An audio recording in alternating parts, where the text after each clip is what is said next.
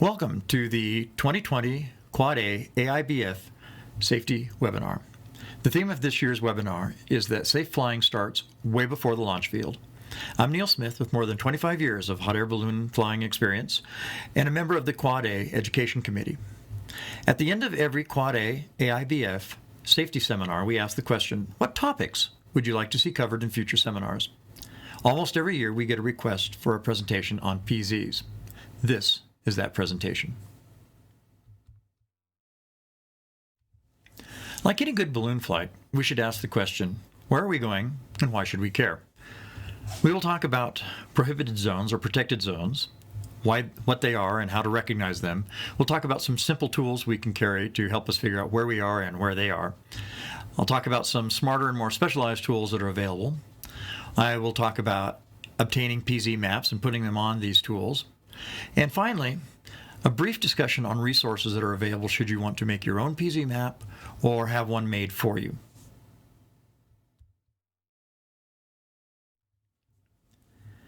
What are PZs? They are prohibited zones or protected zones, and these are simply locations where balloonists and or their crew are not welcome. This could be from livestock, crops, or other reasons. The most common reason is probably livestock. Horses, cattle, and sheep are frequently disturbed by the overflight and sound of a hot air balloon. Although llama, alpaca, goats, deer are less common, they tend to be more spirited animals and therefore more easily disturbed. We've had a couple local PZs that are based on kennels and animal shelters. The worst animal in my experience when I was flying in the Midwest was ostriches.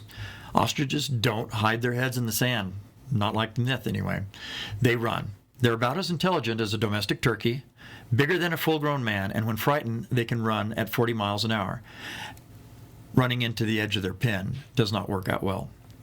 We may be a real threat to livestock, or sometimes just cause distress to the owners.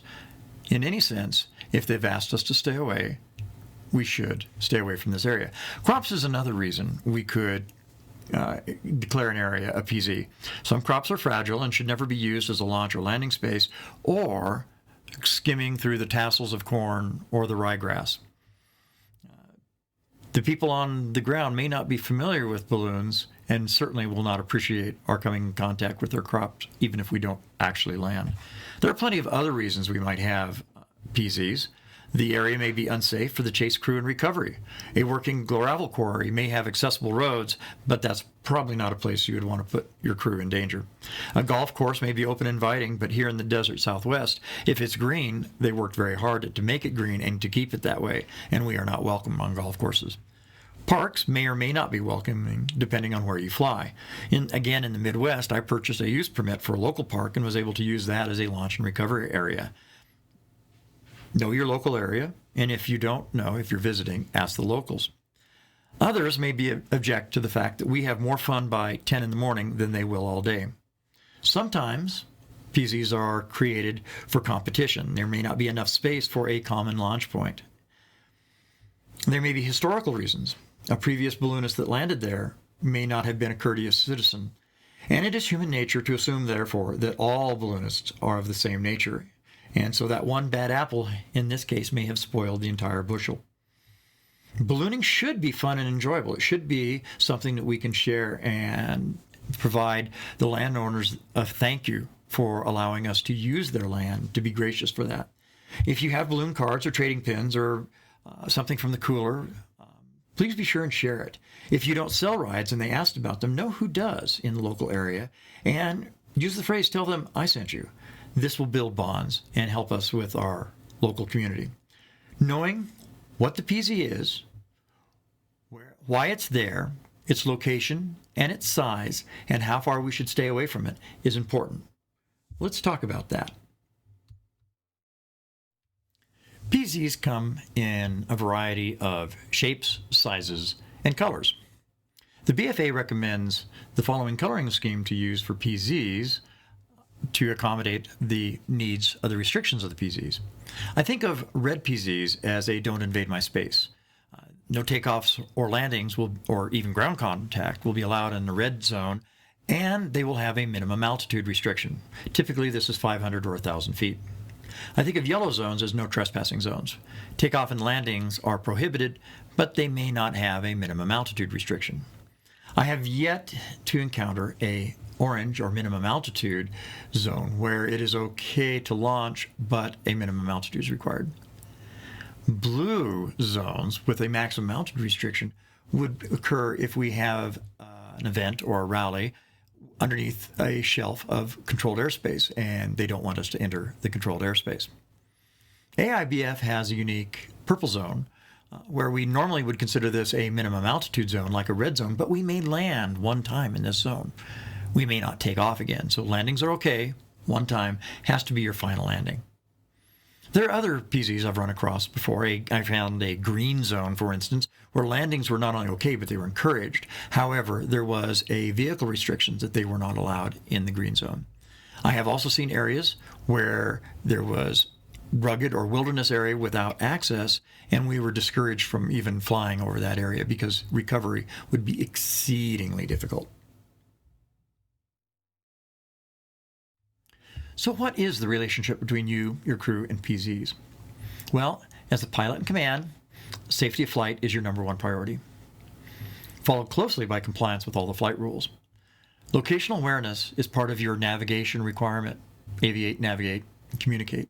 So knowing where you are and where you're going and being able to fly appropriate to accommodate the PZs is part of your navigation requirement.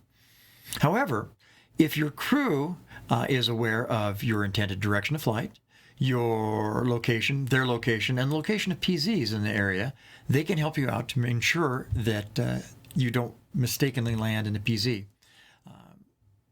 I had a wonderful flight early on in my career. My crew found a wonderful landing site for me. They had checked with the locals and had permission to use it. And when I landed, I found out that actually the people that gave them permission didn't own the land or control the land. They just loved balloons. So I marked this on my map to remember this later. I had violated a well-known PZ to the local area. So how close can we get to a PZ? We think of controlled airspaces as boxes or cylinders with vertical boundaries on them. Stay away from it, or you don't have to contact until you're within this area. And we may see a field that's just beyond that PZ that is just the perfect landing spot. And so we may wish that the PZ was perhaps a dome where we could get in close and land just on the other side of the fence.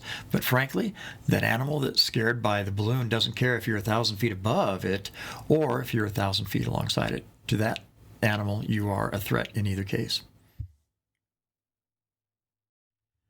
The simplest tool we can use to identify PZs is a paper map with PZs marked on it. After that unfortunate but educational event, my crew and I were able to pencil in that PZ in the map they carried in the chase truck and the map I carried in the basket with me, and we were able to avoid that in the future. A paper map is easy to use. It's fail-safe. It doesn't run out of batteries. It doesn't need the internet to work. But they do get obsolete, and it's hard to share them. A paper map from an event is great because it can contain additional information besides the PZs, like a common launch site, or propane refueling, targets possibly. And again, they are fail-safe. However, their problem and drawback is they require you to be smart enough to use them and know where you are on the map. So if there's anything we can do to help us out, that would be useful. In 2013, AIBF provided a Garmin Dakota as a pilot gift, and this little device had the ability to display a map and our current location on the map. Although Garmin dominates the handheld GPS market, there are others out there like Delorme and Magellan, and prices on these range from anywhere from $50 to over $1,000 for aviation qualified devices. But they may not have a PZ map on them. So how do we do that? Well, we can drop a pin or add a waypoint or a point of interest on most of these. And if we can make it the color of the kind of PZ, red for a red zone, yellow for a yellow zone. If we are fortunate and it has the ability to include proximity warnings, things like school zones or speed traps, we can put a proximity warning around a PZ of the appropriate altitude distance. Will also give us a horizontal offset as well. But how do we get an updated map onto one of these devices? Often they have some sort of support tool that comes in software, such as Garmin's Basecamp. However, Garmin's Basecamp, I can mark up the maps in that and upload them to my device. But Garmin has announced that they're going to discontinue support for some of the devices and actually stopped providing support for some devices back in 2018. The problem with paper maps is that in order to use them, we have to think, observe, and assess our position. This is something that we should be doing anyway, but wouldn't it be nice to get some help? Wouldn't it be nice to have something that always shows us where we are? Something that is convenient and familiar? Before we jump into that, though, with sophistication and capability comes complexity, and we have had presentations at other safety seminars regarding the sterile cockpit and the reduction or elimination of distractions. Although we know these tools can help, they can also distract. So what about our phone or our tablet? Well, these devices have web browsers, and if you have an internet connection, you could use Google Maps, MapQuest, Bing Maps, Rand McNally, or OpenStreetMap to have your location displayed on that map. The next more sophisticated approach is to use a moving map program that shows your position on a map. A better solution is one that allows you to upload a custom map, perhaps one with specialized information such as PZs. Avenza has a map tool that is compatible with both Androids and iOS devices. Avenza allows you to upload custom maps, perhaps custom PZ maps, but more on that later. There are other, more specialized tools for these devices that add additional features and complexity, like recording your track. These may or may not require cellular phone connection while in flight, and they may require some additional setup before you fly in a particular area. In the iOS world, Hot Air, TuNav, and MotionX are popular tools. I'm not certain if ForeFlight has the ability to load custom maps. In the Android world, Ultramagic's Flight Pack and Hot Air Balloon Pilot perform similar tasks. These work with the AIBF 2016 tablet. So I should not leave out the Windows world. OZIExplorer is a favorite of competitors, and it allows for marked up maps with targets and exclusion zones, wind plots. Also, Comp GPS is also used on Windows devices. So now we might have one of these devices. Let's take a look at loading a custom map onto one of them. This is a quick demonstration on installing a georeferenced PDF file as a map in Avenza. The process is similar for both iOS and Android devices. First thing to do is to open up Avenza. From Avenza, you want to open up your shopping cart. When your shopping cart loads, you'll want to then search for the area or event of interest.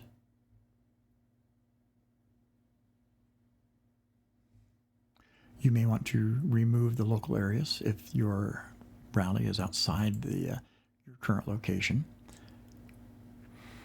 You'll want to purchase the map and then download and install it.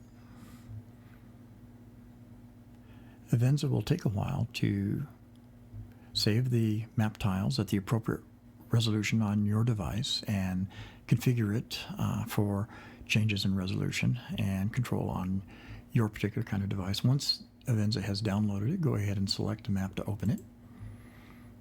And on the map, you can then see your current location in the gray circle near the center of the image. You can also see the circles depicting the airspace and the yellow and red PZ zones.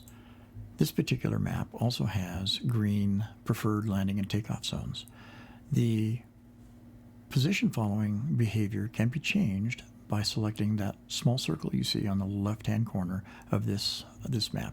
This is an Android image. Your iOS image may be slightly different. The Hot Air app on iOS allows us to import custom maps in KML format. The first thing we need to do is get a copy of that PZ map in KML format on our device.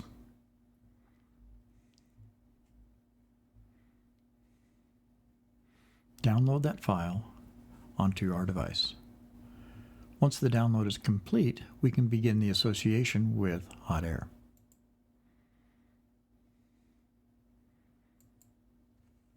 Because hot air is installed on this device, we can then make that connection between the KML file and hot air. Once that's been done, we can see that we have that PZ map in our custom overlays. In real-time flight tracking data mode, we can view the PZ map with respect to our current position. Scrolling around on the map, we can see that this provider has given us airspace information, and on this particular PZ, there's a pin.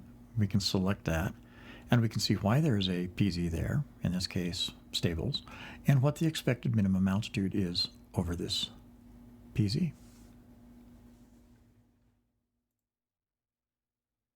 The Hot Air Balloon Pilot app on the Android allows you to load custom PZ files in KML format. The first thing we need to do is get the KML file onto the device.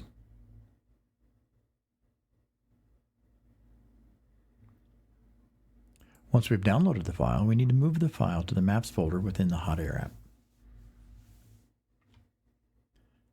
Select the file, select Move, select Device Storage, not SD card storage, select Hot Air, select Maps folder, and save the file there. Once we've saved the file in the Maps folder, we can start the Hot Air app. In the Hot Air app, there's 5 icons at the top right-hand side of the screen. Select the center icon to open the custom maps list. Select our PZ map and return to the screen. Map behavior with respect to position is controlled by that second from the right icon in that set of 5 icons. Can we make our own PZ maps? Absolutely. And that task ranges from simple, your paper map added to with what your friends know, to a full-time job, possibly with assistance. The Albuquerque Aerostat Ascension Association's Community Relations Committee and the Top Gun Competition Club share their information. The Fiesta has a Property Landowners Committee, which also collects information and verifies that, along with the Safety and Landowner Relations team, which verify this information prior to every Fiesta. Mike McKnight at AIBF compares this information with the county assessor's GIS information.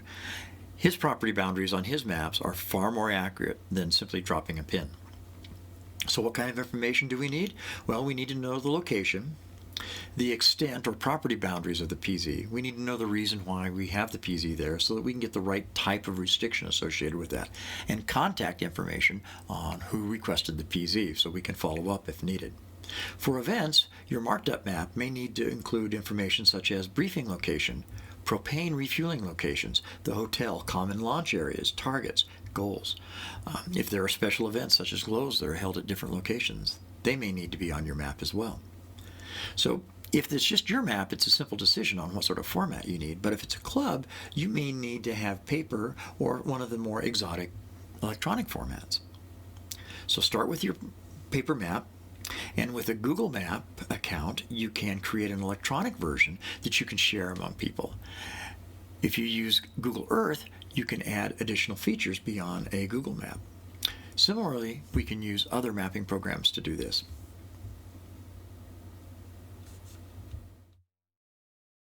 Now that we've collected all this information, do we make our own PZ map or do we seek professional help? The classic time versus money question. The professional map costs are reasonable, and the software tools have learning curves that are not insignificant.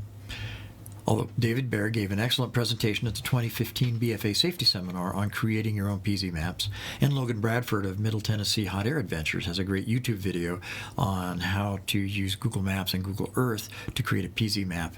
These are not simple tasks. If you decide to make your own map, you'll need to learn one or more of these tools, possibly others, to make your own electronic map. You'll need to strike a balance between too much information and ease of use during flight. A cluttered map is hard to read and distracting. And then, if it's a paper map, how are you going to distribute it? Do you have a license to share that information? If you used a marked up paper map and made made a photocopy of a copyrighted map, that's not really legal. The same is true with many of the underlying images and data associated with electronic maps, like Google Earth. Where there is public data and shareable solutions, you need to be respectful of other people's intellectual property. And don't forget to consider the data that you have on the map. While it's useful for someone in the club to know the phone number of that cranky landowner, did we really need to share that contact information on our club website, especially if we give non-club members access to that? If you decide to get expert help, like Keith Sproul or Todd Fisher, to build your map for you, you will need to collect the same data that you would if you were making your own. You will also need to plan ahead because communication, data transfer, and validation of this information is not instantaneous. You'll need to plan several weeks in advance of your need date, and you'll need to plan on paying for a basic setup fee or an hourly rate to create the map, and then budget between $10 and $20 per map per participant for paper product. You may be able to sell sponsored logos or even advertisements around the outside edge of your paper map to defray the costs. Maybe on your electronic map as well. If you go ahead with an electronic map, you're going to need to figure out how you're going to distribute that on your own website.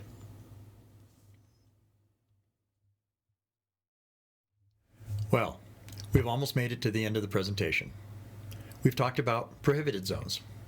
Prohibited zones, or PZs, are places where we should not be or we're not welcome. They are not the same as restricted or controlled airspace.